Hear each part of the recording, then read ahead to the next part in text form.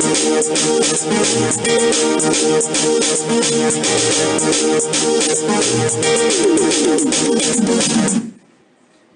check for you. It is now 12 hours 47. We're currently in studio with Mr. Randy Bentinck, an author, and he's authored a course, and we're talking about, his bestsellers and everything surrounding his work.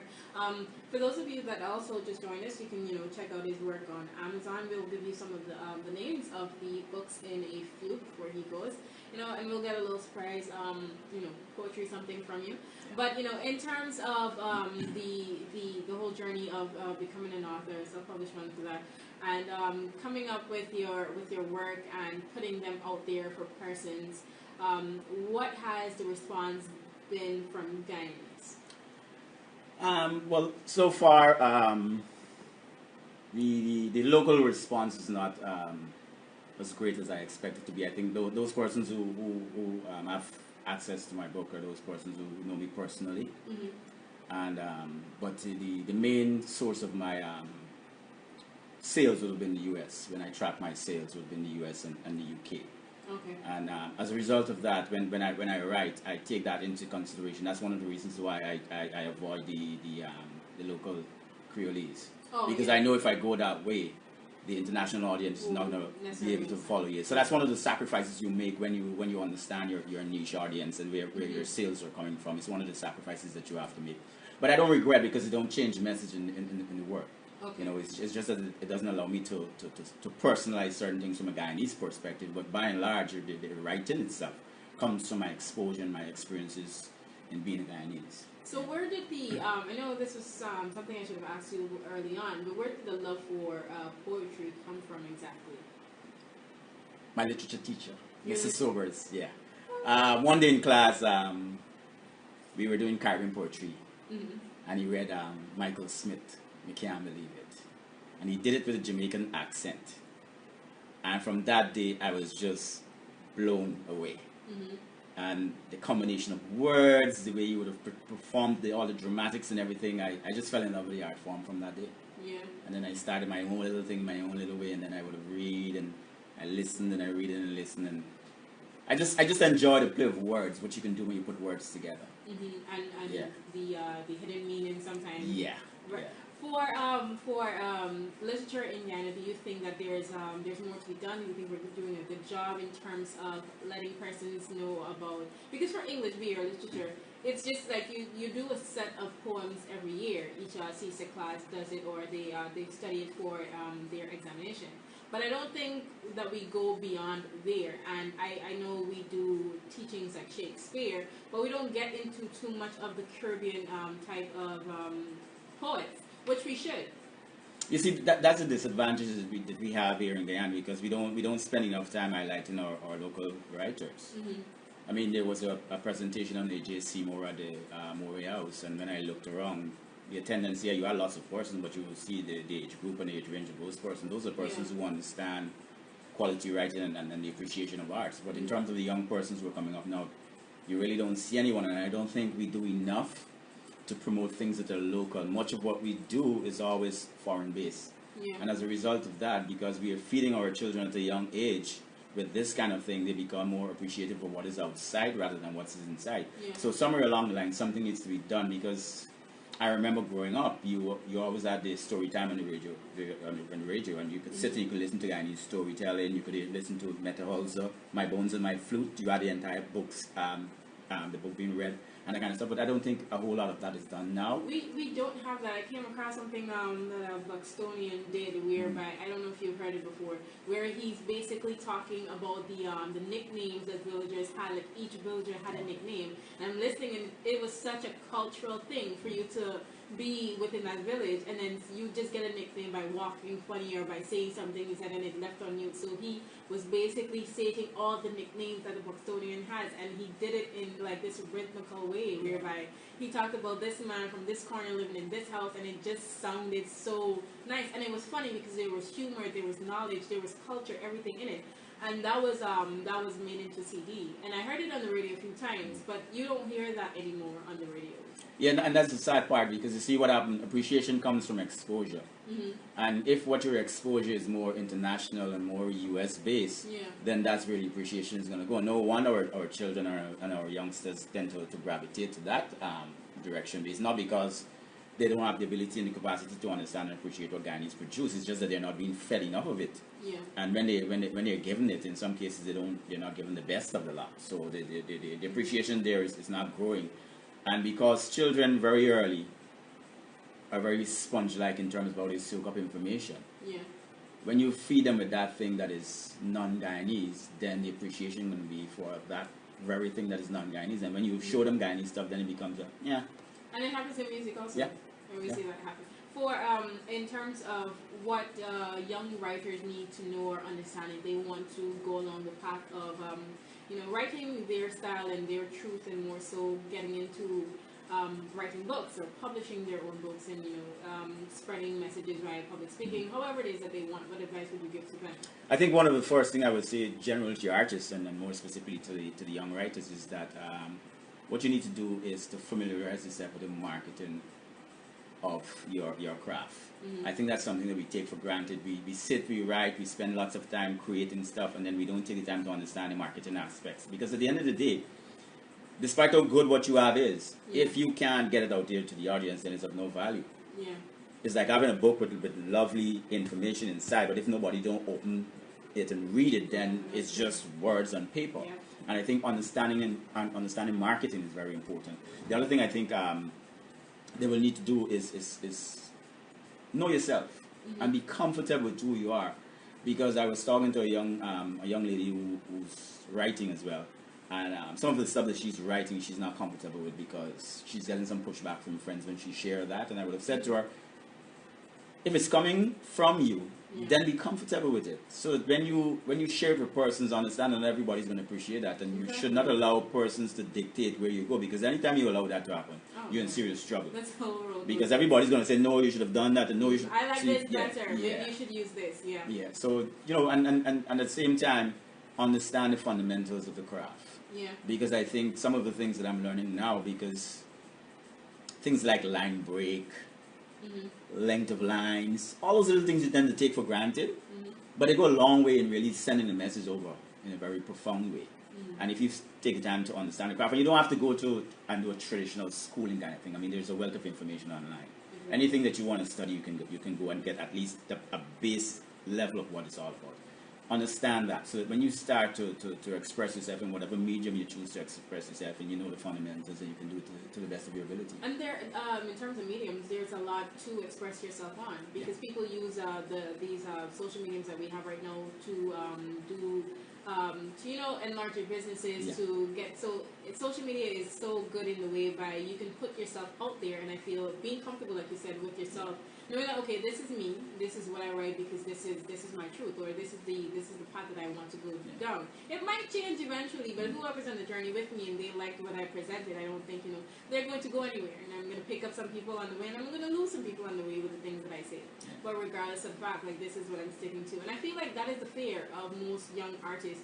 The fear of being judged, of being criticized, of being told, oh, well, I don't like this. And that comes from people who, one, either don't know how to write, have never written anything in their life, or don't have an appreciation for the arts in the whole, right? And I feel persons don't necessarily understand this. And like you said, once you get over that, it's a go-to for you. Yeah, I think once you deal with social media, and social media seem to be here for a while, you're going to have to understand trolls. And trolls are out there everywhere you go. And once you can get past the trolls, and you understand what is happening. Because if you go, for example, I have an Instagram account, and I opened that account because I realized that it was one of those marketing avenues that I could use. So what I would do is take snippets from different pieces and use that with a photograph that may be appropriate to the message that I'm trying to send, and I use that. And from there, you see persons go through, they read, and they say, okay, this sounds interesting, and then they click on the link and they go buy the book. There's one young lady in Africa. I didn't even know her. But when I released Of All of the Beach, she bought a copy, and she liked what she would have seen in the book. And then when I came out with the other collections, every time I release a book, she purchased one.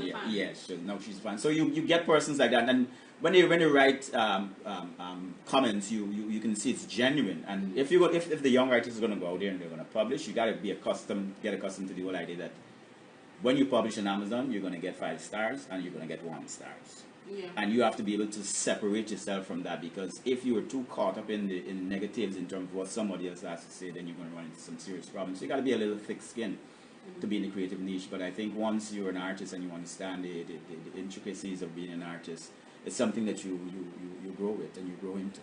Definitely. Alright, so when we come back right here on Maad 97, the lunchtime gap, we'll have Mr. Randy give us a little snippet of something that he wrote. And then, he'll give us closing remarks, because, it's time, so, some people have to run and get about their business. But right here on Maad 97, when we're right back here on the lunchtime gap.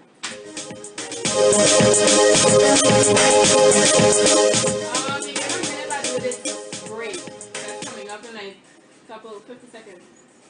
You hear? Yeah, I'm not playing there right now, you could go in. Bless. So, you'll just, any closing remarks if you want, any promotion, any new thing that you have coming up in terms of writing. I don't know if you want to, well, yes, so you can do the piece first and then you do the closing after. Yeah, no problem.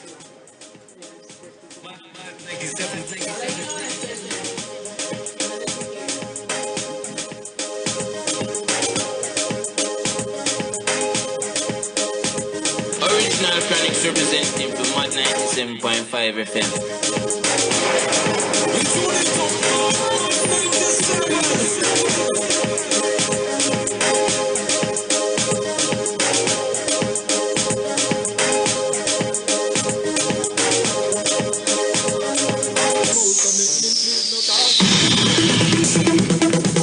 You're listening to the New Generation Radio, Maad 97 FM, broadcasting from Georgetown, Guyana, in the highest quality, providing our listeners with the latest in world and the Caribbean music, local culture, and top personalities.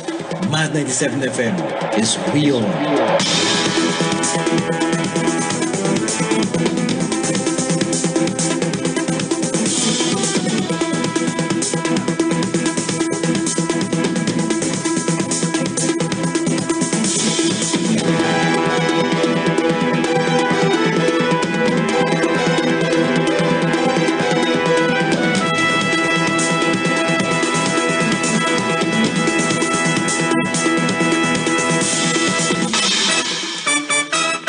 Hey, this is Maad 97. Keep it locked. It's real.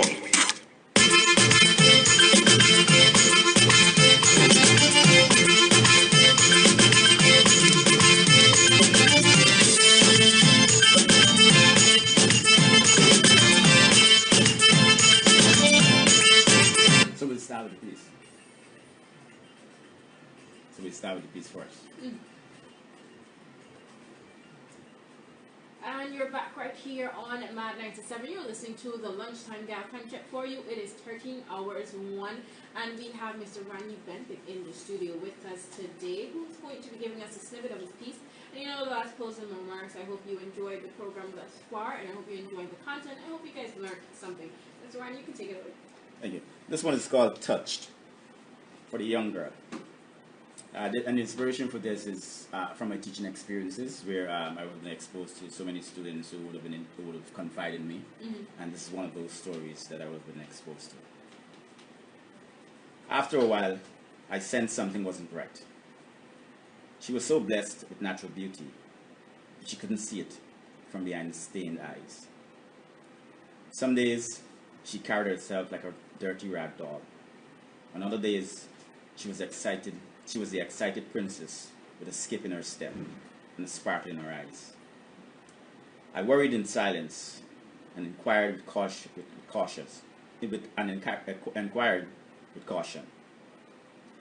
and probing question. She was always guarded. Her answers kept me at arm's length. A multiplicity of fluctuating emotion and contrasting personalities always gave a sneak peek, but not enough for me to form a concrete conclusion. Then one day, she mustered up the courage to summon me to an impromptu meeting, and she told me her story. It touched me inappropriately. Her eyes were glazed with a familiar dreary look. that always concerned me. He stole my innocence. I'm no longer pure. Her voice was tainted with hurt and regret. He touched me. It was always her dream to save herself for that special someone. She wanted to savor those first moments, her first butterfly moments, her first kiss, her first moments of amorous bliss. He stole it all from me. Our trust in boys and meaningful relationships have been destroyed. Our ability to see our natural beauty objectively is shattered, all because he touched her inappropriately. That is heavy. Yeah. That is heavy, actually. Yeah. I can only imagine being told that and then trying to put that into writing. Is it last question before, is it hard to, like when you're told things of this nature, like is it hard to put that into writing? Because if you're writing from a person's perspective, it's easier, you know, to emote your feelings and stuff, but to do that on behalf of someone else and then to you know, bring justice to that story. I think initially when I started, it was. But then when I realized the importance of getting the message out there, because it became a familiar theme. Yeah. And there's hardly a young lady who I meet who don't have a story like that or similar in terms of something that has happened. And then I realized I just can't leave it like that.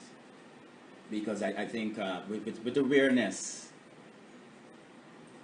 we tend to get a little more educated and hopefully a little more empathetic, because sometimes when we see persons in a certain state, we're quick to judge without understanding what they would have gone through, what they're going through.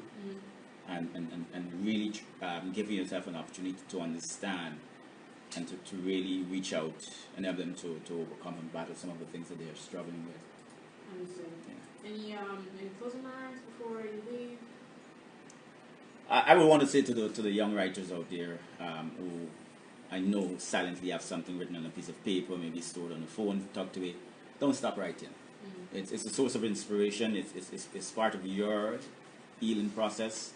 Continue to write because you have a story to tell, and there's an audience out there who needs to hear your story. Be true to yourself. Be confident enough to take the time to develop that skill and to share it with the public, because at the end of the day, the more we can share as artists, the more we are able to educate our society and our audience, and hopefully bring about the kind of changes that we need to see for a better society.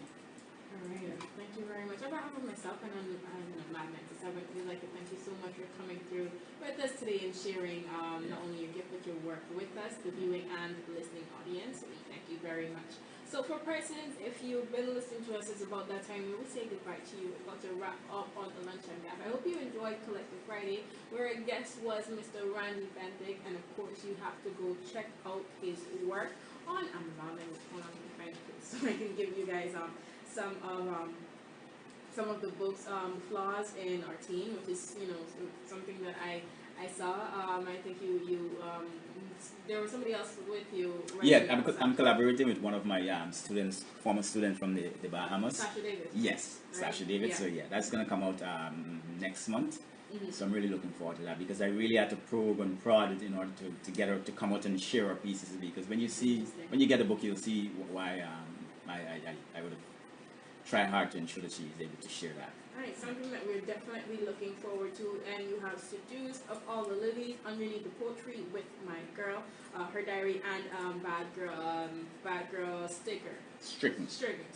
Yeah. Right? So those are some of the things you might want to look out for on Amazon, of course. So that being said, we'd like to say good afternoon to you. I hope you enjoy the rest of your Friday and have a safe weekend. Remember to look out for those persons who aren't looking out for you. And of course, like we always talk about mental health, it's so important to check on your strong friends, your friends that are high functioning, depressive individuals. So ensure that you do that. With that being said, I'll see you guys on Monday right back here on the Maad 97 on the Lunchtime Gyaff from 12 to 2.